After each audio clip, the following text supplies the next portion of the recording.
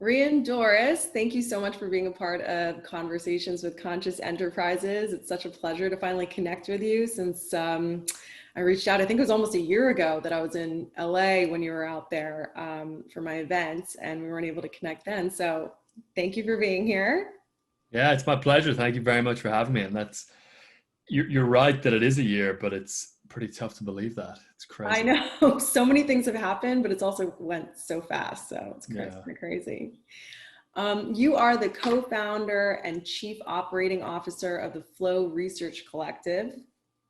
And I'm super excited to talk to you about your TED Talk, which I really, really loved. And before we get into both of those things and have you kind of dissect what flow is and all these things, I kind of want to have the audience get to know you a little bit first. Can you tell us where you're from, how you grew up, and a little bit about your career background? Sure. Yeah. So I grew up where I am right now, actually, in the west of Ireland. Um, at about age 13, I had a really bad traumatic head injury that caused about a 7-year period of post head injury symptoms, so chronic fatigue, Wow. fibromyalgia, blurred vision, lots of different things. I spent the year after that head injury pretty much in bed, missed the year of school.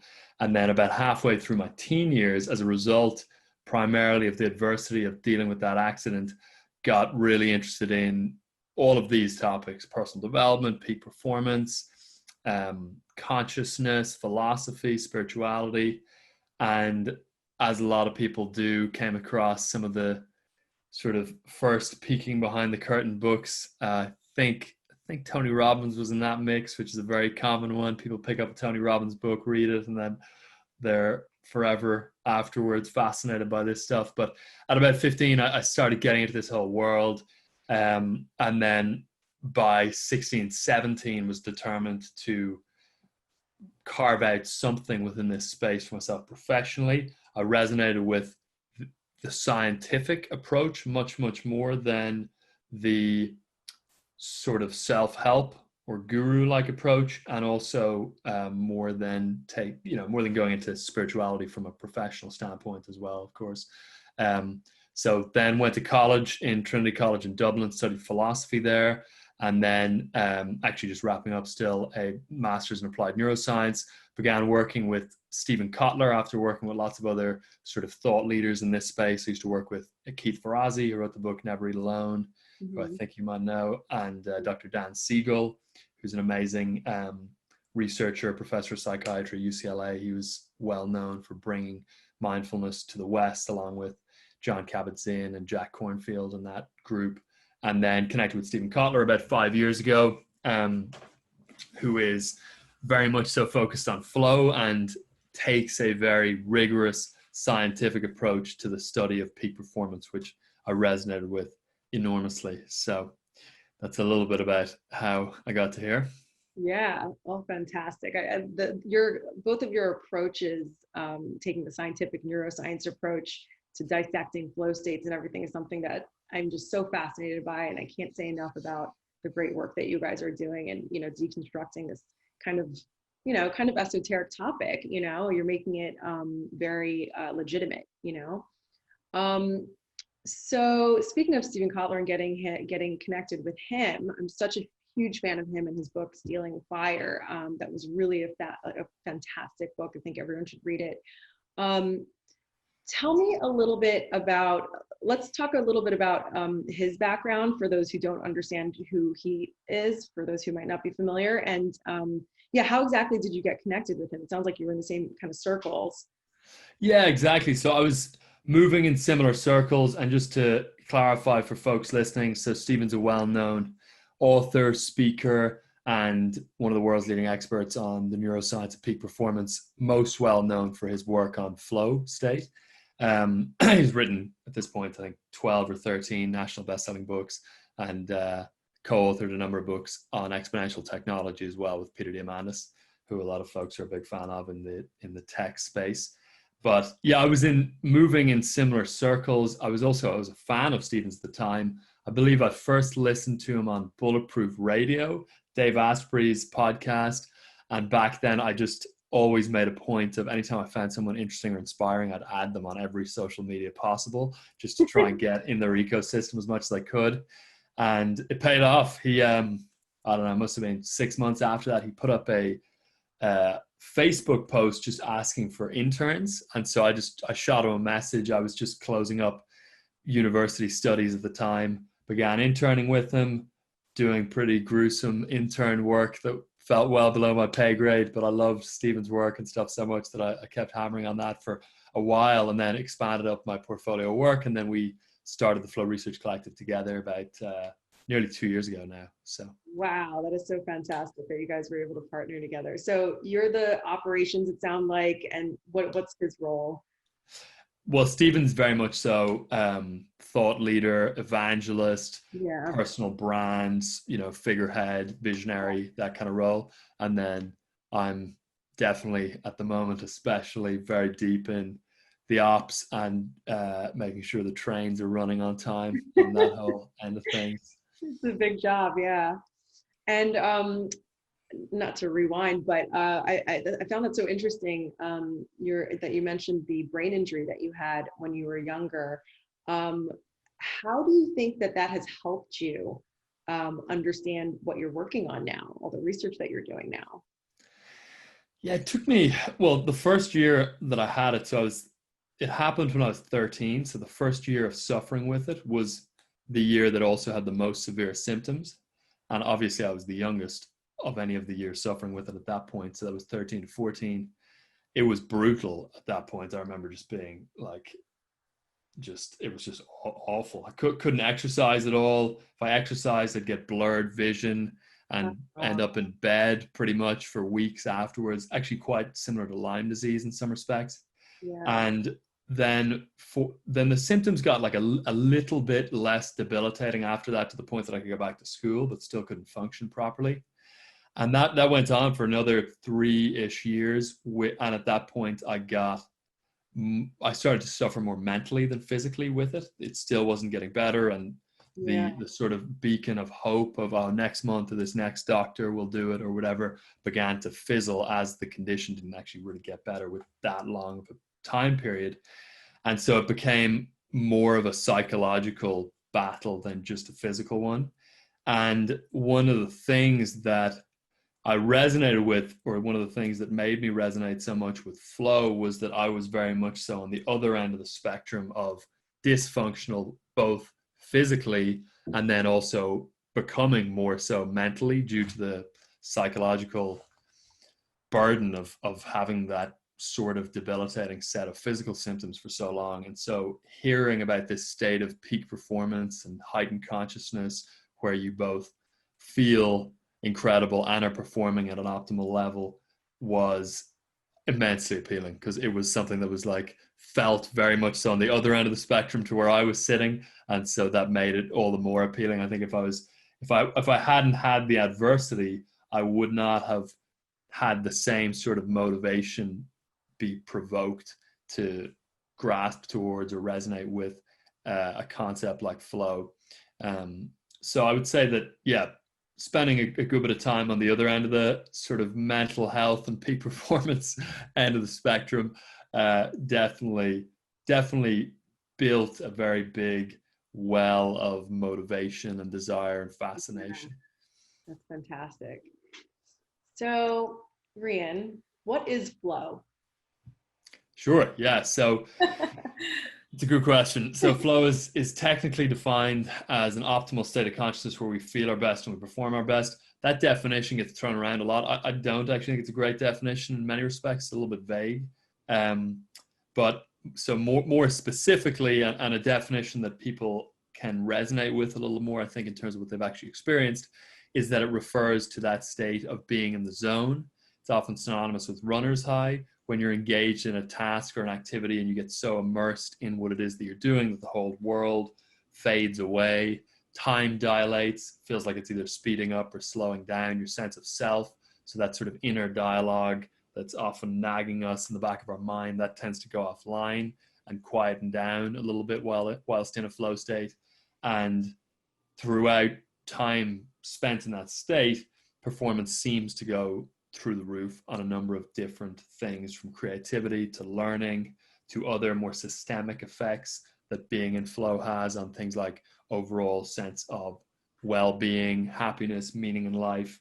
Within Martin Seligman's research, who is the founder of positive psychology, he pegs flow state specifically as part of his PERMA model of well-being, because of the positive impact that flow has on us from a happiness and meaning standpoint, outside of the positive impact that it has on our performance when we're actually in the state. So that's Great. what it is. And what is the easiest way that you can get into a flow state? Sure. So, I mean, what we do at the Flow Research Collective is attempt, at least, and we've been having some success with it, or so I'm told at least, but we attempt to train people to be able to get themselves into that state with consistency. And so there's a bit of a paradigm shift there. In the first place, the idea of training a skill, learning how to code, learning how to write, learning how to dance, whatever it may be, is much more intuitive. The idea of tuning the channel on our actual state of consciousness and trying to shift state separate to developing a specific skill is a little bit less intuitive. We just think about it less. So it's somewhat of a paradigm shift in the first place to get to the full understanding of this idea that you can actually train up a state of consciousness with consistency. So that's the first thing I would say, is that it is a trainable state. Now, as far as how to train flow and actually access flow, there's a number of different things which we can go into on it. The two big maps that we use when attempting to train flow are the flow triggers. And so there's about 22 different triggers that we've identified now, both in the research and the literature, and then within the work we've done with our own clients. And these are essentially preconditions that need to be in place for us to be able to drop into a flow state. And there are different categories of triggers. So there are psychological triggers, there's group triggers, there's creative triggers, there's environmental triggers, and there's a number of different triggers. And the more that those triggers show up at once, the more likely we are to drop into a flow state, and also the more likely that flow state will be significant. So, if you're doing something like skydiving and you've got novelty, which is a flow trigger, activated, complexity and unpredictability in the environment, which are both environmental flow triggers, risk, which is a psychological flow trigger, you're very likely to get into a flow state. And so a lot of the activities that we tend to just intuitively associate with flow, like skydiving or surfing, or creative activities like playing music or singing or rapping, that's where people think often that they hit those moments of the zone. We hear about, things like runner's high or jazz musicians being in the pocket. The reason that it's easy to get into flow in those activities, and the reason that we often think of those activities in the context of flow, is that those kinds of activities inherently have flow triggers baked into them. So again, surfing, skydiving are examples of that. Another important model or map to be aware of for attempting to train flow is called the flow cycle. And this was developed by a cardiologist at Harvard called Herb Benson. He writes about it in his book called The Breakout Principle, which is definitely worth reading. It's a pretty short listen. It's really good on this topic. And his work essentially just says that flow is actually one part of a 4-stage cycle that begins with a struggle phase, moves into a release phase, and then you have the actual flow state, and then there's a recovery phase in the back end. So knowing how to move through that cycle effectively and as quickly as possible so that you can maximize the time spent in the flow stage of that 4-stage cycle. And then also knowing where you are within the cycle at any given time so that you can orient yourself and take the right actions to move through it is an important high-level part as well. The final thing I'll mention are what we call the flow blockers. Some of these are less research validated. A number of these flow blockers are things that we've observed training thousands of people at this point in flow. And these are your more common challenges or pitfalls that block people from getting into flow. So everything from exhaustion to burnout to excessive levels of stress, chronic stress specifically, to lack of motivation, lack of clarity. There's a number of other things that tend to block people from being able to get into flow. And I tend to actually recommend people start with the flow blockers. Depends on the individual, but oftentimes pulling the thorns out is the best strategy before trying to add on new habits or hacks or tools. Couldn't agree with that more. What are your personal favorite triggers that you utilize on a daily basis? It's a good question. So there's a number of things. The first thing I would say, at least when it comes to knowledge work and trying to get into flow while building a business or writing a book or running a company or being a programmer or whatever it is, and the majority of our clients are in that sort of business leader category, so they do a lot of what could be classed as knowledge work. The term knowledge work sounds a little bit lame to me for some reason, but it's descriptive enough for this example. But when it comes to trying to get into flow while doing knowledge work, which is what I'm doing most of the time these days, the first crucial thing is distraction management. We say often that flow follows focus. And so the way that I like to think about it is that you've got sort of a sequence from attention to focus to flow. So attention is when you're pointing your awareness at something. There's the example of a lighthouse where awareness is almost like the fog lamp that's just kind of beaming out very broadly. Yeah. Attention is like the more specific light that is more pointed, that comes through the fog lamp and points out at a specific boat, let's say, that the lighthouse is looking out at. So attention is directing your attention specifically towards something that is within your conscious awareness. Okay. And then paying attention for a period of time without breaking your attention ends up becoming focus. And then if you manage to keep doing that for a while, you end up often landing yourself in a flow state. And so the biggest thing that breaks our attention and causes us to block ourselves from focus and then from flow as a result of that is distraction. And a lot of that distraction comes from digital management. So there's some very practical, simple things I can talk about with respect to that, if it's helpful, that I do. So one super simple little thing that I think it's an indirect flow trigger, because it's more so mitigating a blocker of flow than actually doing something to drive flow. But just turning all the notifications off on your phone fully, so that you never have a red dot or a number on any app, and you never get a beep and you never get any influx of anything when you turn on your phone, is an absolute game changer. Most people's attention is just all day being fragmented and tugged at every 2, 3, 4 minutes. Yeah, so that's huge. That's just one little small example. Great. How much does diet or exercise or just general wellness influence being able to get into a flow state? Great question. So we talk about this as flow hygiene.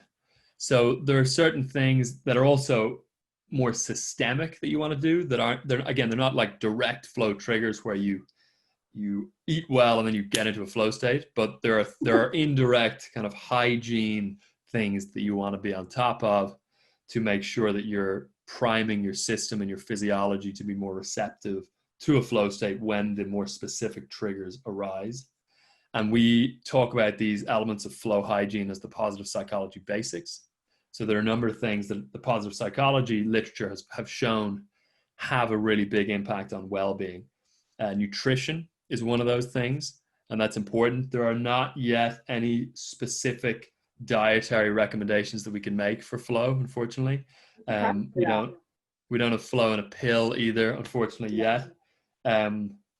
But just making sure that you're eating really nutrient dense food, you're eating the right amount of it and the right macronutrient split is important. Hydration is key as well. Stephen likes to say that the easiest way to get smarter fast is to drink water. And it's true. So hydration is key. Another element that people often underestimate, and that's particularly important to be on top of right now with COVID and everything that's happening in terms of social distancing, is social support. And that in many respects from a psychological standpoint is as crucial as food is, whereas we often look at it as a much more optional thing, but we are social creatures and for our physiology to perform optimally, we need to have some level of social engagement and feeling of belonging. So that's super important. Exercise as well is another component of basic flow hygiene that's super important. And then the final piece that is, I would actually argue, more important than all of those is sleep, and being relentless about sleep and protecting it no matter what is absolutely key. It's just extremely difficult to get into a flow state if you've had 2 or 3 hours sleep and you can barely, focus on staying awake, never mind focus on trying to do what you're actually trying to do. So all of those different elements of flow hygiene are really key. Yeah. Great. Yeah, they all kind of work symbiotically, I would imagine. Hmm. How can business leaders, because a lot of my audience tends to be business leaders, entrepreneurial types, how can business leaders be utilizing flow states to increase performance or maximize their impact? Yeah, it's a great question. So there's a number of different elements to it. The first thing that's worth touching on is group flow. The second thing I'll talk about is sort of strategy, let's call it. But let's touch on group flow first off. So group flow is the idea that you can actually get into a flow state while engaged with other people, not just on your own. We actually just put out a newsletter on Monday. The subject line was the most powerful type of flow, and it was about group flow. And we are social creatures, as I just mentioned. And so our physiology in many respects is primed for flow within the context of a group, and even within the context of a one-on-one engagement. Mihai Csikszentmihalyi, the quote-unquote godfather of flow science, talked about that as relational flow, which is where you get lost in a conversation with a close friend for an evening and 3 hours fly by. But group flow is, I think, very important for performance, for well-being, for engagement, for trust, for all of the kinds of things that leaders want to optimize for to maximize the performance and well-being of their organization. And like individual or solo flow, there are a number of different triggers for group flow. I'll give one example because it relates to the kind of culture that you want to set up. So one example of a group flow trigger, and again, these were developed by a psychologist called Keith Sawyer at the University of North Carolina. For folks who want to dive deeper into this, Group Genius is the book. But one of the group flow triggers is yes and Keith actually observed this in improv. He saw that improv groups would get into flow with extreme consistency, and that it was one of the places where group flow is taking place the most and to the highest degree. The level of flow that people were experiencing in improv groups was very high. And so he talks about yes and as a group flow trigger. And this is simply the idea that when communicating within your organization, with your employees, with other leaders, with other stakeholders, that you take an additive approach to conversation. So in a brainstorming session, in a management one-on-one, in a team call, whatever it is, when someone raises a point, whether that's an objection, an idea, a suggestion, you want to try and in some way, shape, or form make sure that your response has the structure of yes and. So you are acknowledging and agreeing to what they're saying in some capacity, and then you're building upon it rather than directly shutting it down. And that does not mean that you have to agree with it. You can yes and, that's an amazing idea. Love that you brought that up. And I'm glad that you're taking initiative like that. Let's table that for now. We'll circle back to it next month, for example. But making sure that communication is additive in general is important. I think in many respects that vulnerability is a trigger for group flow. It is not one of the triggers that Keith has identified specifically, but it sort of pulls on a number of other triggers that are sort of secondary to vulnerability. For example, risk. Risk is seen as a group flow trigger as well. So taking risk within a social context. And I think in many ways, vulnerability has risk within it as a core component of it. So vulnerability is one way I think of activating risk in a way that activates flow. Another group flow trigger is familiarity. and just ensuring people are, familiar and well acquainted with one another. Again, vulnerability, I think, is a precursor in many respects to familiarity. So it's not directly a group flow trigger, but I think it's an important one. Shared group risk is an important one. Equal participation. So this is a key one, especially when designing teams. Ideally, the individuals in the team have some level of skills equality or skills balancing. If you put people in a team who are working together, obviously it's fine if the manager, for example, has a different role or structure. But ideally, the individuals in the team, like let's say it's a team, a programming team or an engineering team, ideally there is a reasonable level of standardization with respect to the skills that team is engaging with. And not having that blocks flow. And you can think of team sport as an example of that. If you're trying to play team sport with someone who's just way, way, way better than you or way, way worse than you, it's just not fun. You're either just slamming them or they're slamming you, right. And no one's spending very much time in flow. Whereas when you get that equal skill balancing, it's much more enjoyable it's much more facilitative of a flow state in general. Shared goals is another important one. Close listening, making sure to actually truly pay attention to what people are saying and listen to understand rather than listen to respond is important. That's a big trap, I think, that leaders get into that blocks group flow. Is their direct report is giving them feedback or talking about something, and they've decided what their response is or their assessment of the situation is 30 seconds into the 2-minute breakdown that they're being given by their direct report, and they're not actually receiving the information. And then after that, assessing what's been said. So I think oftentimes the sign of a good leader is that they pause after having heard something. It just demonstrates that they were listening and now they're formulating a response, rather than having been not listening and instead formulating a response as the person's been talking. So there's some of the ways of cultivating group flow within an organization.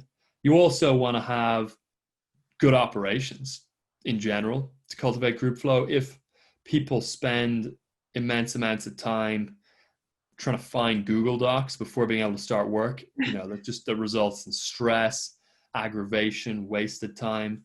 So having top-down structures like good operations, running on Scrum, for example, or taking a lean or agile approach, those kinds of organizational policies and practices, I think, are very conducive to flow, even if they're not specifically coming out of the flow literature. But in many ways, at least our argument would be that the popularity of things like Scrum has come about due to the degree to which it results in flow within organizations and thus boosts performance.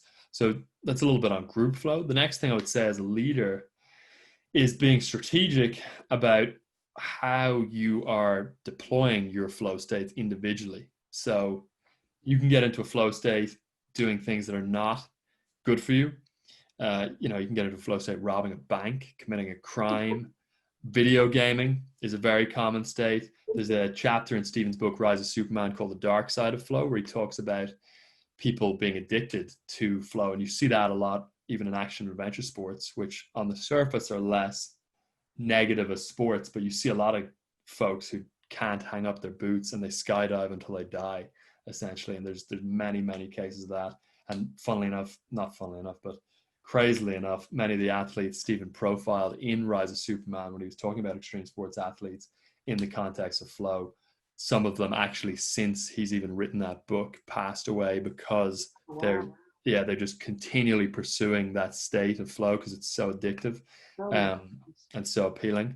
So anyway, so you can get into flow doing things that are not necessarily good for you as an individual, or that are not necessarily conducive to your long-term goals. So I think what's really important is having a good strategy for getting into flow, or identifying the things within which you're going to try and get yourself into a flow state. So that relates to the whole productivity literature of like identifying your highest leverage tasks, finding the unlocking moves, making sure that you're only doing your highest value work. You want to make sure to do all of that stuff first so that you know what it is that you're trying to get into a flow state doing. And then from there, you want to set up the conditions to be able to get into a flow state doing that kind of thing. Great. All great, great tips. Can you recommend any hacks for professionals working from home during these, pandemic times? Because people may be feeling a little, just off center and, having an irregular routine. What are some of your hacks for flow states working from home? Sure. Yeah. So first thing I would say is all the same stuff definitely applies while working from home, but often even more so. The first thing that we really emphasized heavily to our community when COVID hit back in March and there was this huge amount of uncertainty and complexity was to double down on the things that work for you in normal conditions rather than to throw them away. Often a sort of knee-jerk reaction in a state of chaos or stress, if someone's business, for example, is under serious threat and they're having to let go of people, often the instinct is, there's a fire, I just have to spend all my time putting out the fire, and I don't have time to meditate. I've got to cut my sleep short. Yeah. I don't have time to exercise. I don't have time to down-regulate my nervous system before going to bed. And the opposite is very much so the case, at least according to the research. You want to amp all those things up in a state of stress, and rather than viewing those sorts of flow hygiene practices as nice to haves, ideally they become sort of meditation, life or death type habits. So that's the first thing I would say is just making sure that you're dialing those things up rather than dialing them down. With respect to working from home specifically, what's extremely important is boundaries. So we say in general that all flow triggers do one of two things. They either drive dopamine and norepinephrine into the system, which are two neurochemicals involved in attention and focus, or they reduce cognitive load. So every flow trigger in one way, shape, or form is either amping up dopamine or norepinephrine or dropping cognitive load. And cognitive load is the amount of information that you're holding in working memory at any given time. So if you think of a computer, for example, a computer has RAM. That's the amount of information that computer can process at any given time. And when its RAM gets full, especially in the past when you had very low RAM on those huge, big old Windows computers, the computer would slow down. And in many respects, it's the same for your cognition. Your working memory, your cognitive load has a capacity. And the higher that capacity is, the more things you're holding in working memory, the less focus and attention and cognitive resources you have left over to give to the things that you're actually trying to do. So you want to try and keep cognitive load as low as possible. And again, as I mentioned, all flow triggers have an impact on driving cognitive load down, but you can also do other things to drive down cognitive load. And so when working from home, one of the things that negatively impacts cognitive load and adds things into working memory and adds distraction is a lack of boundaries. So someone trying, for example, to build a really important pitch deck in the kitchen with the door open and their teenager playing music and their younger child coloring or whatever it is in front of them. Ideally, you try and create as much environmental boundary as possible to reduce cognitive load and really try and separate out and cordon off your workspace. And even if you don't have a big apartment or something like that, it's worth literally buying on Amazon a $30 like blind or something just to be able to create some kind of environmental boundary. That'll have a positive impact on cognitive load. And then on the cognitive load note as well, boundaries are very important, I think, from a time perspective. So environmental boundaries are very much so, as we just mentioned, related to the actual literal workspace environment. But when working from home, the time boundaries that a lot of people have just naturally baked into their day, taken for granted, like waking up and catching the 8:30 train or whatever it is to work, and then working until 6, and then going to the gym at 6, and then coming home at 7 for a nice dinner, having shut down their workday. all of that stuff's just gotten wiped away. So all of those baked in transition rituals and boundaries are just gone. And so putting those in place for yourself and viewing them as just as non-negotiable as when they were involving some kind of commute or some kind of other activity, I think is very important. So ideally you've got some kind of a morning routine that acts as a priming ritual and has intentionality behind it. And then ideally you've got some kind of a power down routine or ritual to cap the workday. And ideally those things happen at a pretty similar time day to day, so that you're not working in your pajamas till 2 a.m. one night and then sleeping in till midday and then spiraling out like that. So making sure to bound things from a time perspective is very important. Another thing that relates directly to that I would mention is transition rituals. So ideally when we finish work, we want to change our state from the state that we're in when we're working, where we're usually somewhat, amped up. There's a lot of things that are floating around within our mind share. And oftentimes, even if we've been in flow, that feeling is very energizing, and it's almost like your nervous system is kind of buzzing a little bit. So ideally there's some kind of transition ritual that you have in the evening that doesn't just bracket the day from a time boundary perspective, but that actually shifts your state physiologically, how you actually feel in your body and in your psychology. And things that are very helpful for that are usually bottom-up practices. So taking a walk to, alleviate stress and release some endorphins through the exercise, taking a hot shower, taking a nice cold shower, stretching, foam rolling, but something to try and impact your nervous system a little bit and shift your state, I think is very important as well at the end of the day. And again, often they happen within the normal rituals of commuting and things like that. And so adding those in intentionally, I think is important. What about like breathing exercises or meditation? I've been using those to sort of transition through different tasks or different portions of my day. What do you think about those? Yeah, I love breath work. Great new book on breath in general. Is actually, I think it's called Breath by James Nestor, just came out. Definitely worth checking out. But yeah, personally, I find, just from my own, what I find most helpful for myself, I find breath work much more helpful actually than mindfulness.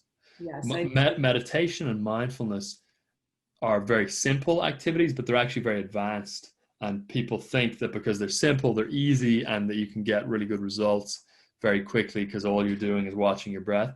But they're actually very sophisticated, nuanced, subtle practices. Whereas if you do Wim Hof breathing and you do 30 rounds of it, your whole system is going to feel very different at the end of that, no matter what. So long as you're breathing in and out right, you're going to get the result. So yeah, it's kind of like a slap to the head, as opposed to like compared to like a mindfulness practice. It's like, yeah, exactly. Getting those chemicals in gear in your head. Yeah, it's great. I really enjoyed your TED Talk, Rian. I thought it really resonated with me so much. It's called Why Hustle Doesn't Lead to Success. And before I'm going to link to it obviously in the feature, and before we share it with everyone, can you kind of sum up this idea for us a bit? Why doesn't hustle lead to success?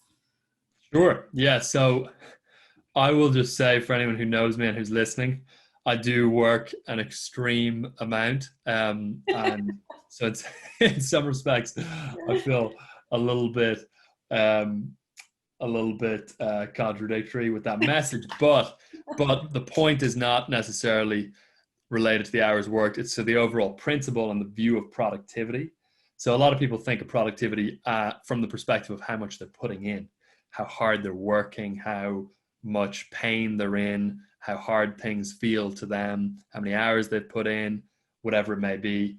Whereas the actual definition of productivity, if you look up the actual definition of it, and also just a more valuable definition from a practical standpoint, is that productivity is actually just defined as the amount of output that you can get for any unit of input. So you're actually trying to get as favorable a trade-off as possible of inputs to outputs. That means you're trying to work as few hours as possible for as maximum output and return as possible. rather than viewing your productivity as high because you put in 60 grueling hours for a given week. It's much more optimal if you could pull off that same output that you did from the 60 hours in 20 hours. You are, under that definition of productivity, 3 times more productive. But with respect to the overall message of that, I think, yeah, the idea is essentially just that if you firstly understand that and then place constraints on yourself and your hours, that you will end up improving your output for your input ratio.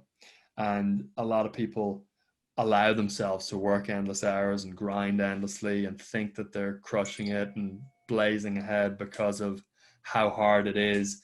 But when you refocus around that question of doing more with less, constantly looking to do more with less, and constantly looking to get more output from every unit of input, and related to that, constantly looking to put in less input for the amount of output that you need to get with whatever it is that you're doing. It could be writing a book, it could be building a business.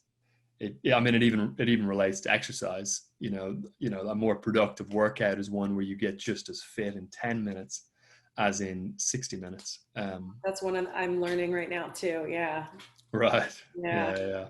So that's the idea, and that's just the encouragement, is for folks to really try and constrain down the amount of hours they will allow themselves to work, so that the other variables that boost productivity kick into gear, which are things like being more strategic, delegating more effectively, removing work and eliminating things entirely. One of the things that we teach in Zero to Dangerous is that rather than optimizing, try and eliminate. You always want to try and eliminate things first.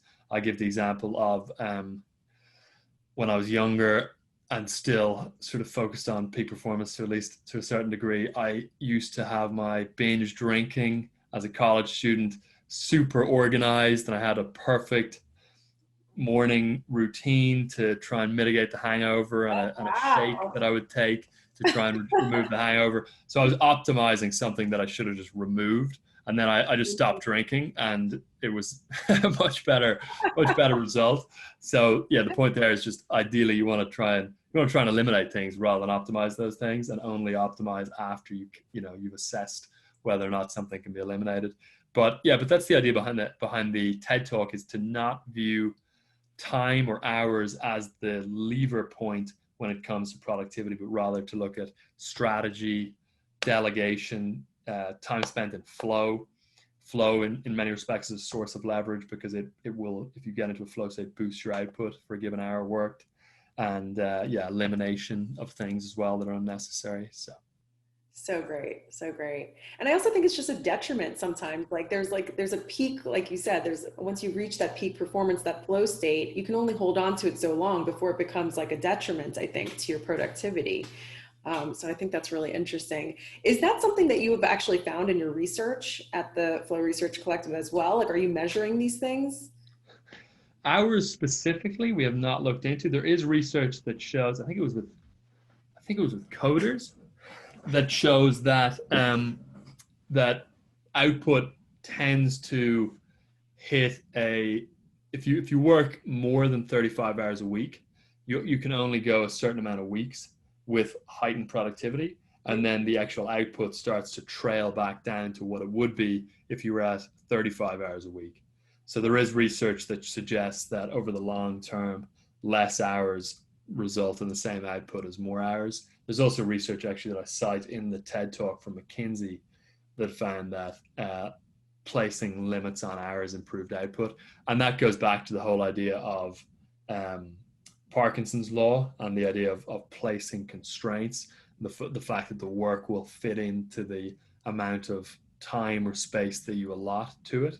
And I think that is a very strong, robust model from the anecdotal evidence that people give us about it, and from some of the preliminary research and things like that have been done about it. Yeah, I think it's very experiential for a lot of people that I know as well. Rian, how do you define success personally for yourself? And do you consider yourself successful today?